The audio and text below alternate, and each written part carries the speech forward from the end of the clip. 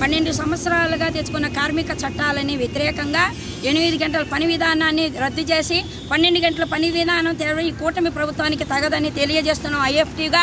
అలాగే ఆశా అంగన్వాడీ వాళ్ళని ప్రభుత్వ ఉద్యోగస్తులుగా గుర్తించాలి.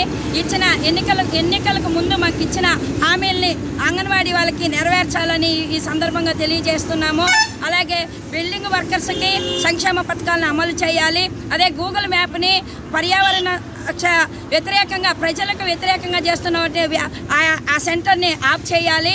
అదేవిధంగా అంగన్వాడీ ఆశా ఉద్యోగస్తులందరినీ ఎన్నో పని గంటలు ఎక్కువగా వర్క్ ఎక్కువ యాపులతో ఎక్కువ మునిగి తేలుతున్నారు.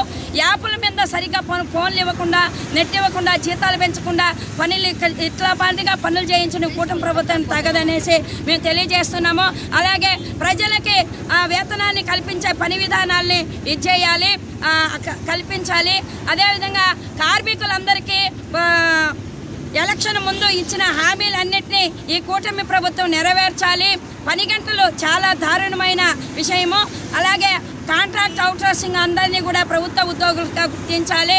అలాగే ప్రతి ఒక్క ఆటో వర్కర్లందరికీ లోన్లు బ్యాంకు లోన్లతో ఆటోలు ఇవ్వాలనేసి, అలాగే ఫ్రీగా కూడా పెట్రోల్ కానీ అలాగే సిఎన్జి కానీ ఏర్పాటు చేయాలి. వాళ్ళకి 15,000 రూపాయలు ఇవ్వాలి.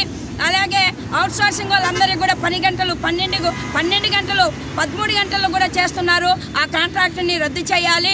కార్మికులందరికీ కూడా మేలు చేసే విధంగా కూటమి ప్రభుత్వం ఇవ్వాలని మేము ఈ సందర్భంగా ఐఎఫ్టీగా తెలియజేస్తున్నాం.